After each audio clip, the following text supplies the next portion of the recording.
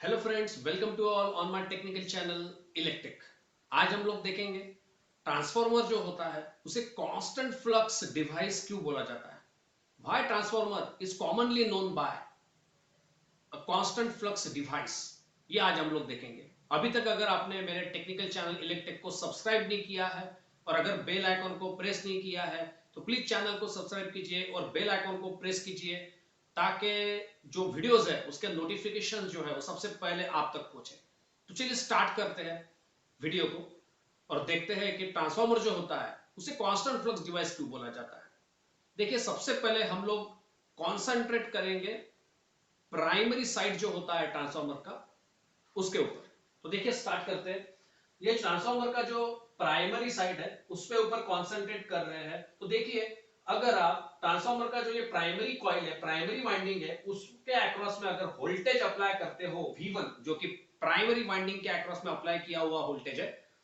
तो क्या होता है। जैसे ही आप प्राइमरी वाइंडिंग के अक्रॉस में वोल्टेज अप्लाई करते हो V1, आप लोगों को पता है ट्रांसफार्मर अपने रिक्वायरमेंट के हिसाब से वो सप्लाई सिस्टम V1 के हायर पोटेंशियल से सुटेबल करंट जो है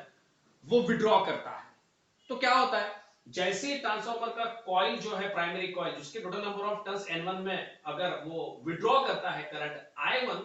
तो ये जो कॉइल है उसमें एक स्ट्रॉन्ग मैग्नेटोमोटिव फोर्स जिसे एम्पियर टर्न्स भी बोला जाता है, जिसका फॉर्मुलेशन होता है N इंटू I, जहां पे N ये नंबर ऑफ टर्न्स होता है और I ये होता है एम्परेज आपके प्राइमरी कॉइल का। तो देखिए, जैसी प्राइमरी कॉइल जिसके total number of turns N1 है उसमें ट्रांसफार्मर करंट विड्रॉ करता है I1, एक स्ट्रॉन्ग मैग्नेटोमोटिव फोर्स N1I1 जिसको एम्पियर टर्न्स भी बोला जाता है, primary coil ampere turns, primary magnetomotive force ये डेवलप होता है। जिस वजह से मैग्नेटोमोटिव फोर्स डेवलप होने की वजह से जब वो एग्जर्ट होता है फोर्स आपके कॉइल जिसके ऊपर बाउंड है वो लिंब के ऊपर, तो आपका जो कोर है वो मैग्नेटाइज हो जाता है और उसमें फ्लक्स डेवलप होता है φ1, जिसको आप लोग मेन फ्लक्स या मैग्नेटाइज फ्लक्स बोला जाता है। अब देखिए, ये वो फ्लक्स की मैं बात कर रहा हूं आपसे। जैसे आपका कॉइल जिसका total number of turns N1 current को कैरी करने लगता है I1 करंट को और वो मैग्नेटोमोटिव फोर्स डेवलप करता है, कॉइल मैग्नेटाइज हो जाती है, तो एक magnetic flux, magnetizing flux, main flux develop होता है कोर में, जिसको आप लोग मेन फ्लक्स भी बोला जाता है। आप लोग मेन फ्लक्स बोलते हो क्योंकि यही वो फ्लक्स है जब जो आपके सेकेंडरी कॉइल जिसके total number of turns N2 जो है उसको जब लिंक करता है तो उसमें म्यूचुअली इंड्यूस्ड ईएमएफ E2 आपको मिलता है। और सेम फ्लक्स मेन फ्लक्स जब अपना सर्किट क्लोज करता है और प्राइमरी कॉइल के total number of turns N1 को लिंक करता है, तो उसमें भी वो फ्लक्स लिंकेज की वजह से सेल्फ इंड्यूस्ड ईएमएफ E1 आप लोगों को मिलता है। इस तरीके से हम लोगों ने अभी तक देखा कि जब प्राइमरी साइड ट्रांसफार्मर का जब हम लोग चार्ज करते हैं तो किस तरह से कोर मैग्नेटाइज होता है और उसमें मेन फ्लक्स φ1 किस तरीके से डेवलप होता है और ट्रांसफार्मर में ट्रांसफॉर्मेशन हो जाता है। मतलब इस सेकेंडरी कॉइल जो है उसमें EMF induced, mutually induced EMF E2 मिलता है और प्राइमरी कॉइल जो है उसमें सेल्फ इंड्यूस्ड ईएमएफ E1 मिलता है। तो ये तो हो गया प्राइमरी कॉइल जो है वो उसके इलेक्ट्रिकल एनर्जाइजेशन के बारे में। अभी तक मैंने लोड कनेक्ट करने की या लोड के बारे में कोई भी चीज आपसे डिस्कस नहीं की हुई है, लेकिन अभी हम लोग देखेंगे कि लोड अगर आप कनेक्ट करते हो तो उसका क्या इंपैक्ट होता है। अभी तक तो आपने देखा कि आपका जो कोर है उसमें मेन फ्लक्स φ1 कैसा डेवलप होता है और वो अपना वर्क डन कैसा करता है और ट्रांसफार्मर में वो किस तरह से ट्रांसफॉर्मेशन करता है, मतलब ये E2 और E1 को किस तरह से डेवलप करता है। आपके इंटरनल जो वोल्टेजेस है, ईएमएफ इंडक्शन जो है, सेकेंडरी में E2 म्यूचुअल इंड्यूस्ड ईएमएफ और प्राइमरी में E1 सेल्फ इंड्यूस्ड ईएमएफ, ये किस तरीके से डेवलप करता है ये हम लोगों ने देखा। तो अभी तक इतने डिस्कशन से आपको लग रहा होगा कि ट्रांसफार्मर जो है उसका जो कोर होता है उसमें यही फ्लक्स काम का है या यही वो फ्लक्स है जो वर्क डन करने से आपको ट्रांसफार्मर जो है उसका प्रिंसिपल ये प्रूव हो रहा है। बिल्कुल सही है आपका, अगर आपको ऐसा लगता है, लेकिन मेरे हाथ में आपके हाथ में ये कुछ नहीं होता है। जब ट्रांसफार्मर ये प्रिंसिपली प्रूव होता है तो आप देखिए, कोई भी डिवाइस, जैसा मैं हमेशा बोलता हूं, इससे पहले भी कुछ वीडियोस में बोल चुका हूं, देखो लोड की डिमांड को कैटर करना ये कोई भी डिवाइस या मशीन का मेन फंक्शन, प्राइम फंक्शन होता है। तो अभी तक आप देखिए, ये आपने जो मेन फ्लक्स डेवलप किया है उसमें अभी तक आपने लोड को कनेक्ट नहीं किया, या आपने कुछ डिस्कशन ऐसा नहीं किया है जिसमें आप ऐसा बोलो कि आपने लोड कनेक्ट किया है, फिर भी आपको कोर में मेन फ्लक्स मिला हुआ है और ट्रांसफॉर्मर प्रिंसिपली प्रूव हुआ है। लेकिन सिर्फ इतनी ही हिस्ट्री नहीं है। क्या होता है जब आप लोड कनेक्ट करते हो, लोड तो आप कनेक्ट करोगे ही, क्योंकि अगर आप लोड कनेक्ट नहीं करते हो तो फिर इट्स सब डिस्कशन का कोई फायदा ही नहीं है, ट्रांसफॉर्मर का भी कोई फायदा नहीं है, क्योंकि लोड की डिमांड को कैटर करना ये ट्रांसफॉर्मर का मेन फंक्शन है, तो लोड तो कनेक्ट करना पड़ेगा ही। और क्या होता है देखिए, आज का लेक्चर ये उसी के लिए था, वही डिस्कशन सबसे इंपॉर्टेंट है। तो देखिए, जैसे ही आप लोग लोड कनेक्ट करते हो, सेकेंडरी टर्मिनल्स जो होते हैं या आउटपुट टर्मिनल जो होते हैं, तो फिर क्या होता है वो अभी हम लोग देखेंगे। तो देखिए, ट्रांसफॉर्मेशन तक हम लोग आए थे, तो ट्रांसफॉर्मेशन तो हो चुका है ट्रांसफॉर्मर में, और सेकेंडरी वाइंडिंग जो है उसमें ईएमएफ इंड्यूस भी हो चुका है E2, यहां तक कि प्राइमरी वाइंडिंग में भी सेल्फ इंड्यूस्ड ईएमएफ इवन हो चुका है, और वो दिया हुआ है आपके कोर के मैग्नेटाइजेशन की वजह से, आपके कोर में जो मेन फ्लक्स φ1 डेवलप हुआ है उस वजह से। लेकिन जैसे ही आप लोग क्या करते हो, लोड कनेक्ट करते हो, आपका जो ट्रांसफॉर्मर है उसका जो ये सेकेंडरी टर्मिनल है उसमें जैसे ही आप लोग लोड कनेक्ट करते हो, तो क्या होता है,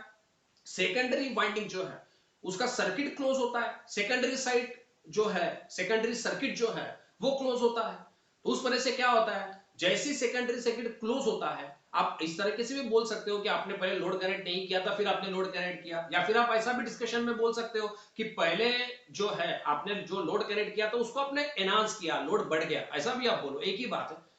मुझे बस इतना बोलना है कि जब सेकेंडरी साइड क्लोज रहता है लोड कनेक्ट करने की वजह से या लोड बढ़ने की वजह से, तो क्या होता है, सेकेंडरी साइड, सेकेंडरी कॉइल भी अपने करंट को कैरी करने लगती है, जो कि आपका है I2। जिस तरीके से देखिए, primary coil total number of turns N1 में जब I1 फ्लो हुआ था, और कॉइल जो मैग्नेटो कॉइल जब मैग्नेटाइज हुई थी, मैग्नेटोमोटिव फोर्स डेवलप हुआ था, और उस वजह से मिला था आपको मेन फ्लक्स φ1। तो देखिए, अभी ये डिस्कशन बहुत इंपॉर्टेंट है। तो अभी जैसा मैंने बोला कि अगर आप लोड कनेक्ट करते हो सेकेंडरी साइड में, और वो भी सर्किट अगर क्लोज रहता है, उसमें भी ईएमएफ इंड्यूस्ड हुआ है, तो क्या होगा, अगर सेकेंडरी वाइंडिंग के total number of turns N2 है और उसमें अगर करंट फ्लो हो रहा है I2, सर्किट क्लोज होने की वजह से, लोड कनेक्ट करने की वजह से, वो तो मैं कनेक्ट करूंगा ही लोड, क्योंकि उसकी डिमांड कैटर करना ये मेन फंक्शन है ट्रांसफार्मर का। तो सर्किट क्लोज है, ईएमएफ भी इंड्यूस हो चुका है, देखो सर्किट क्लोज है, ईएमएफ इंड्यूस जो है वो हो चुका है, करंट भी फ्लो हो रहा है, तो क्या होगा, अभी सेकेंडरी वाइंडिंग के total number of turns N2 जो है उसमें अगर करंट फ्लो होगा I2, तो क्या होगा, वो कॉइल भी मैग्नेटाइज होगी और एक स्ट्रॉन्ग मैग्नेटोमोटिव फोर्स डेवलप करेंगी अपने लिंब के ऊपर, जिसके ऊपर वो कॉइल बाउंड है, और एक फ्लक्स, एडिशनल फ्लक्स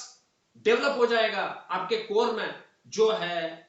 आपका φ2 फ्लक्स। अभी तक देखो डिस्कशन में आपको ऐसा लग रहा था कि मेन फ्लक्स φ1 ही इंपॉर्टेंट है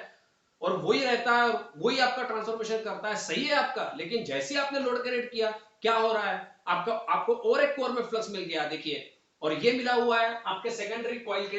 मैग्नेटाइजेशन की वजह से, जब उसमें करंट फ्लो होने लगता है, क्योंकि आपने सर्किट क्लोज किया है सेकेंडरी का, क्योंकि आपने लोड कनेक्ट किया हुआ है, तो φ2 तो आपको मिलेगा ही, क्योंकि आपका कॉइल मैग्नेटाइज हो चुका है, ये सेकेंडरी मैग्नेटोमोटिव फोर्स की वजह से N2I2।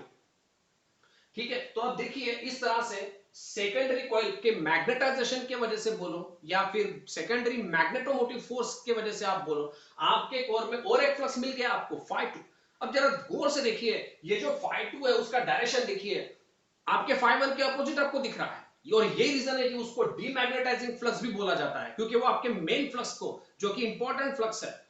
इंडक्शन के लिए रिस्पॉन्सिबल है, सेकेंडरी में म्यूचुअल इंड्यूस्ड ईएमएफ E2 और प्राइमरी वाइंडिंग में सेल्फ इंड्यूस्ड ईएमएफ E1 के लिए रिस्पॉन्सिबल है, उसको वो अपोज कर रहा है, इसीलिए उसका नाम है डीमैग्नेटाइजिंग फ्लक्स। तो चलिए, आपने देख लिया अभी तक कि जैसे आप ट्रांसफार्मर के सेकेंडरी साइड जो होता है उसमें जब लोड कनेक्ट करते हो, तो आपको कोर में और एक फ्लक्स मिलता है φ2। तो हम लोगों को अभी यही देखना है कि जब लोड कनेक्ट करने के बाद ट्रांसफार्मर में जो एक एडिशनल फ्लक्स मिलता है φ2, वो डेवलप होने के बाद क्या वो आपके मेन फ्लक्स को डिस्ट्रैक्ट करता है, डिस्टर्ब करता है, ट्रांसफार्मर के प्रिंसिपल ऑफ ऑपरेशन को डिस्टर्ब करता है, क्या होता है, क्या है इफेक्ट आपके एडिशनल फ्लक्स, डीमैग्नेटाइजिंग फ्लक्स φ2 का, जब वो डेवलप होता है आपके कोर में लोड कनेक्ट करने के बाद। तो चलिए देखते हैं, स्टार्ट करते हैं अगेन इंपॉर्टेंट डिस्कशन को। देखिए क्या होता है, जब आपका φ2 जो है वो जब डेवलप होता है, तो देखिए बिल्कुल जाहिर सी बात है, आपने देख लिया अभी कि phi2 जो है वो डीमैग्नेटाइजिंग फ्लक्स है और उसका डायरेक्शन भी अपोजिट है आपके मेन फ्लक्स phi1 से। तो क्या होगा, वो phi2 phi1 को अपोज करेगा जब वो डेवलप होगा, इसमें कोई डाउट नहीं है। तो ऐसा ही होता है जब लोड आपने कनेक्ट किया है और जब करंट फ्लो हो रहा है सेकेंडरी वाइंडिंग में, लोड कनेक्ट करने की वजह से, सर्किट क्लोज होने की वजह से जब करंट फ्लो होता है I2 और जब वो फ्लो होता है आपके सेकेंडरी कॉइल में जिसके total number of turns N2 है, तो ये स्ट्रॉन्ग मैग्नेटोमोटिव फोर्स के वजह से, उसके एक्सर्शन के वजह से आपके कोर में जो फ्लक्स डेवलप हुआ है अभी अभी डीमैग्नेटाइजिंग फ्लक्स phi2, वो जब अपोज करता है phi1 को, तो क्या होगा, उसकी क्वांटिटी कम होगी।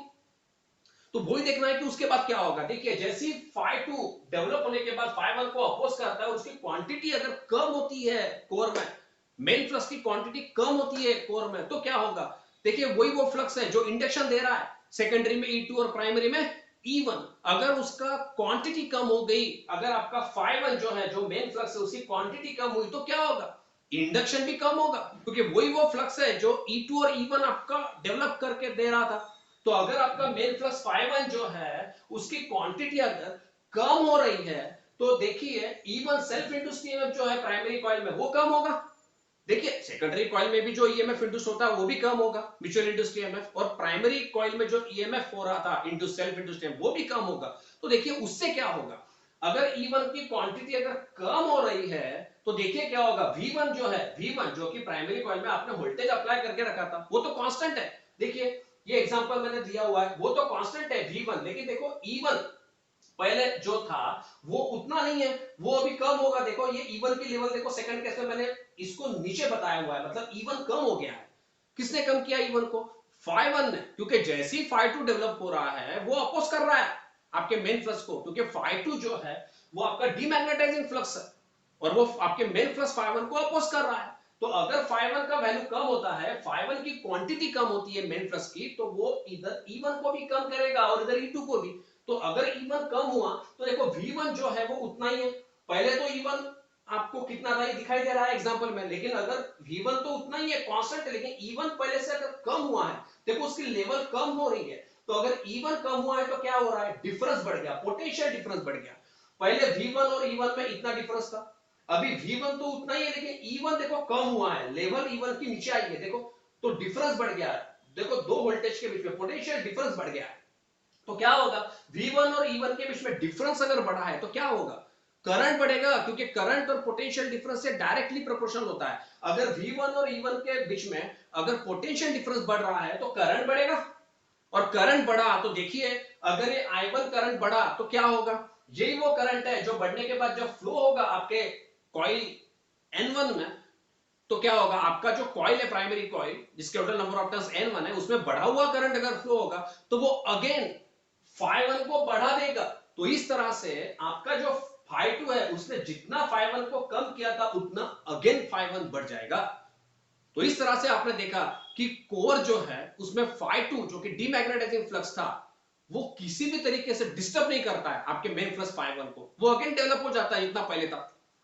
तो ये कोई एक साइकिल नहीं है, ये एक इंस्टेंटेनियस प्रोसेस है। इसीलिए ऐसा बोला जाता है कि ट्रांसफार्मर का जो कोर है उसमें आपका जो मेन फ्लक्स है, मैग्नेटाइजिंग फ्लक्स है, phi1 जो अभी अपने एग्जांपल में हम लोगों ने लिया हुआ है, वो मैग्नेटाइजिंग फ्लक्स क्या रहता है, कांस्टेंट रहता है, उसे कांस्टेंट फ्लक्स बोला जाएगा। तो इस तरह से ट्रांसफार्मर जो है उसको कांस्टेंट फ्लक्स डिवाइस क्यों बोल सकते हैं, ये आप लोगों को समझ में आया होगा। लेकिन देखिए जैसी मेरी आदत है, मैं कंक्लूजन जो है वो लास्ट में थोड़ा, और पूरा जो वीडियो है उसके लास्ट में एक कंक्लूजन की तरह रिपीट करता हूं जो वीडियो में हम लोगों ने डिस्कस किया हुआ है। तो देखो आज भी हम लोग करने वाले हैं, तो देखिए हम आगे स्टार्ट करेंगे कि लोड का जो इफेक्ट है वो आपके मेन फ्लक्स, लोड कनेक्ट करने का जो इफेक्ट है वो आपके मेन फ्लक्स जो है, आपका जो कोर मैग्नेटाइज होता है उसमें जो मेन फ्लक्स डेवलप होता है phi1, उसके ऊपर क्या है। देखिए और स्टार्ट करते हैं, इंपॉर्टेंट डिस्कशन है, ध्यान रखिए, बने रहिए वीडियो के साथ, वॉच कीजिए लास्ट तक, देखिए और देखते हैं। सपोज अभी मैं बोलने वाला हूं कि लोड आपने पहले कनेक्ट किया था, आपने लोड को बढ़ा दिया, क्योंकि मैं बार बार बोल रहा हूं कि लोड का इफेक्ट आपके मेन फ्लक्स के ऊपर नहीं होता है ट्रांसफार्मर में, वो कांस्टेंट ही रहता है। चलिए देखते हैं उसके और एक बार, देखिए समझिए, लोड अगर मैंने बढ़ा दिया तो क्या होगा। सपोज देखिए अगर मैं लोड बढ़ाता हूं तो क्या होगा सेकेंडरी साइड में, ट्रांसफॉर्मर ज्यादा करंट विड्रॉ करेगा, पहले से ज्यादा मैग्नीट्यूड का करंट जो है I2 वो विड्रॉ करेगा। तो क्या होगा, अगर लोड बढ़ने से ट्रांसफॉर्मर जो है वो ज्यादा करंट विड्रॉ करता है तो क्या होगा, ये जो आपकी कॉइल है सेकेंडरी कॉइल जिसको लोड कनेक्टेड है उसमें अगर ज्यादा करंट फ्लो होगा, N2 में अगर ज्यादा करंट फ्लो होगा तो क्या होगा, ये जो मैग्नेटोमोटिव फोर्स है जिसका फॉर्मूला है N2 into I2, तो N2 तो कांस्टेंट है लेकिन करंट अगर पहले से ज्यादा फ्लो होगा, लोड ज्यादा बढ़ा दिया आपने तो करंट ज्यादा फ्लो होगा, तो मैग्नेटोमोटिव फोर्स जो है N2I2 वो बढ़ जाएगा। अगर स्ट्रॉन्ग मैग्नेटोमोटिव फोर्स जो एक्सर्ट हो रहा है आपके लिंब के ऊपर कोर के, आपके सेकेंडरी कॉइल की वजह से वो अगर बढ़ रहा है तो जाहिर सी बात है वो phi2 को बढ़ा देगा, क्योंकि phi2 एक डीमैग्नेटाइजिंग फ्लक्स है जो आपके N2I2 ये MMF के वजह से मिल रहा था। तो जब N2I2 ये अगर बढ़ रहा है तो phi2 भी बढ़ेगा, डीमैग्नेटाइजिंग फ्लक्स भी बढ़ेगा। इस तरह से आपने देखा कि लोड बढ़ने की वजह से डीमैग्नेटाइजिंग फ्लक्स phi2 बढ़ा, तो क्या होगा, phi2 अगर पहले से ज्यादा बढ़ा हुआ है, लोड बढ़ने की वजह से phi2 अगर पहले से ज्यादा बढ़ा हुआ है तो क्या होगा, phi2 अगर बढ़ा हुआ है तो आपको पता है कि वो phi1 को अपोज करता है, तो फिर phi1 को अगर अपोज करता है तो वो पहले से भी ज्यादा अपोज करेगा, क्योंकि पहले phi2 जितना था उतना अभी नहीं है, बढ़ गया है उसका लेवल लोड बढ़ने की वजह से, तो phi1 को ज्यादा अपोज करेगा तो वो ज्यादा कम होगा। तो क्या होगा, देखिए phi1 बहुत ज्यादा कम होगा, पहले से ज्यादा कम होगा, तो अगर मेन फ्लक्स की क्वांटिटी अगर बहुत ज्यादा डिक्रीज हुई है तो वो इंडक्शन भी कम करेगा, फिर इधर E2 को कम करेगा, इधर E1 को कम करेगा, पहले से उसका ज्यादा मैग्नीट्यूड कम होगा E1 का। तो देखिए V1 अगेन कांस्टेंट है और E1 जो है वो अगर और नीचे आ रहा है तो डिफरेंस और ज्यादा बढ़ जाएगा, तो पोटेंशियल डिफरेंस अगर बढ़ गया है तो करंट और ज्यादा बढ़ेगा, प्राइमरी करंट जो है V1 और E1 के बीच में डिफरेंस जितना ज्यादा बढ़ेगा, V1 और E1 देखो पहले डिफरेंस इतना था अभी इतना है, और अगर डिफरेंस बढ़ेगा, डिफरेंस अगर बढ़ते बढ़ते जाएगा तो ये V1 E1 के बीच में डिफरेंस बढ़ेगा, पोटेंशियल डिफरेंस, तो करंट और बढ़ेगा, और बढ़ा हुआ करंट जब प्राइमरी कॉइल में फ्लो होगा तो वो आपके मेन फ्लक्स phi1 को उतना ही ज्यादा बढ़ा देगा। अगेन क्या हुआ आखिर में, कंडीशन अगेन वही है जो पहले थी, आपका phi2 बढ़ने की वजह से आपने लोड बढ़ा दिया, फिर phi2 डीमैग्नेटाइजिंग फ्लक्स बढ़ा क्योंकि लोड बढ़ने की वजह से आपका I2 बढ़ा, फिर आपका जो डीमैग्नेटाइजिंग फ्लक्स है phi2 बढ़ा, तो क्या होगा, phi2 बढ़ने की वजह से उसने जब अपोज ज्यादा किया phi1 को, और अगर वो मेन फ्लक्स कम हुआ है तो वो जितना कम हुआ तो उतना ही अगेन बढ़ गया है I1 बढ़ने की वजह से, तो आखिर में अगेन कंडीशन वही है जो पहले थी। तो इस तरह से आपने देखा है कि लोड का इफेक्ट कुछ हो ही नहीं रहा है, अगर आप लोड भी बढ़ा रहे हो तो उसका कोई इफेक्ट नहीं है आपके मेन फ्लक्स के ऊपर, वो अगेन अपना लेवल मेंटेन रखता है, कांस्टेंट रखता है, इसीलिए जो ट्रांसफार्मर है उसे कांस्टेंट फ्लक्स डिवाइस बोलते हैं। तो इस तरह से जो है आपने देखा कि ट्रांसफार्मर को कांस्टेंट फ्लक्स डिवाइस क्यों बोलते हैं, वो इसीलिए बोला जाता है क्योंकि लोड का जो इफेक्ट है वो आपके मेन फ्लक्स जो है कोर का, जो कि इंडक्शन देता है E2 और E1, उसके ऊपर कुछ भी नहीं होता, वो कांस्टेंट ही रहता है। तो मुझे ऐसा लगता है कि आपको काफी अच्छे से समझ में आया होगा, ये जनरल एग्जांपल्स है जो मैंने अभी आपके लिए लिया हुआ है। तो आप बने रहिए मेरे टेक्निकल चैनल इलेक्ट्रिक के साथ। आज के वीडियो में बस इतना ही। Thank you very much.